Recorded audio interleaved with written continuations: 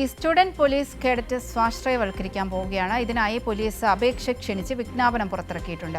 ഈ SPC unit ഇനി സ്കൂളുകളിൽ ആരംഭിക്കണമെങ്കിൽ 5 ലക്ഷം രൂപ എല്ലാ വർഷവും ബന്ധപ്പെട്ട സ്കൂളുകൾ നൽകണമെന്നാണ്. ഈ 5 ലക്ഷം എന്ന് പറയുമ്പോൾ അതൊരു വലിയ തുക തന്നെയാണ്. ഈ സർക്കാർ സ്കൂളുകൾ ഉൾപ്പെടെയുള്ളവർക്ക് ഇത് ബാധകമാണ്. സർക്കാർ തീരുമാനത്തിനെതിരെ ശക്തമായ പ്രതിഷേധവുമായി SFI രംഗത്തെത്തിയിട്ടുണ്ട്. 2010-ൽ VS അച്യുതാനന്ദൻ സർക്കാരിന്റെ കാലത്ത് കോടിയേരി ബാലകൃഷ്ണൻ ആഭ്യന്തരമന്ത്രിയായിരുന്നപ്പോഴാണ് സ്റ്റുഡൻസ് പോലീസ് കേഡറ്റിന് കേരളത്തിൽ തുടക്കമാകുന്നത്. SPC പദ്ധതി 16 വർഷത്തിലെത്തി നിൽക്കുമ്പോൾ IPS ഉദ്യോഗസ്ഥരെ വരെ SPCയിൽ നിന്നും സമ്മാനിക്കാൻ സാധിച്ചു എന്നതാണ് അതിന്റെ മഹത്വം. എന്നാൽ സ്റ്റുഡന്റ് പോലീസ് കേഡറ്റിനെ സ്വാശ്രയവൽക്കരിക്കുകയാണ് UDF സർക്കാർ. സ്കൂളുകളിൽ സ്വാശ്രയ SPC യൂണിറ്റുകൾ ആരംഭിക്കുന്നതിന് പോലീസ് വകുപ്പ് അപേക്ഷ ക്ഷണിച്ച് വിജ്ഞാപനം പുറത്തിറക്കി. സർക്കാർ എയ്ഡഡ്, സ്വകാര്യ അൺഎയ്ഡഡ് ഹയർ സെക്കൻഡറി സ്കൂളുകൾക്കാണ് സ്വാശ്രയ SPC യൂണിറ്റുകൾക്ക് വേണ്ടി അപേക്ഷിക്കാൻ സാധിക്കുക. ഗുരുതരമായ വിഷയം SPC യൂണിറ്റിനായി പണം നൽകണം എന്നതാണ്.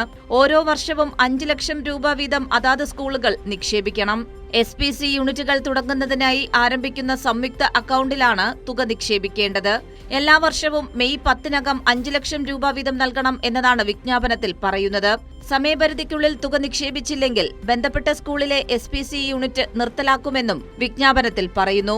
സർക്കാർ സ്കൂളുകളിൽ അടക്കം ഇനി SPC യൂണിറ്റ് ആരംഭിക്കണമെങ്കിൽ ഈ നിശ്ചിത തുക നൽകണം എന്നതാണ് ഞെട്ടിക്കുന്നത്.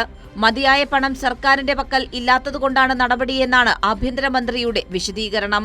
ഇപ്പം സ്റ്റുഡന്റ് പോലീസ് കേഡറ്റ് വളരെ ആത്മാർത്ഥമായി പ്രവർത്തിക്കുന്ന ഒരു സേനയാണ്, സ്റ്റുഡൻസിൻ്റെ സേനയാണ്. അപ്പോൾ അതിന് ഭയങ്കര ഡിമാൻഡായി വന്നിരിക്കുകയാണ്. അതുകൂടാതെ അൺഎയ്ഡഡ് സ്കൂളുകളിലേക്ക് വേണമെന്നൊരു അഭിപ്രായം വന്നിട്ടുണ്ട്. അത് കൊടുക്കുകയാണെങ്കിൽ ഗവൺമെൻറ്റിന് ഇതെല്ലാം കൊടുക്കാൻ പണമില്ല.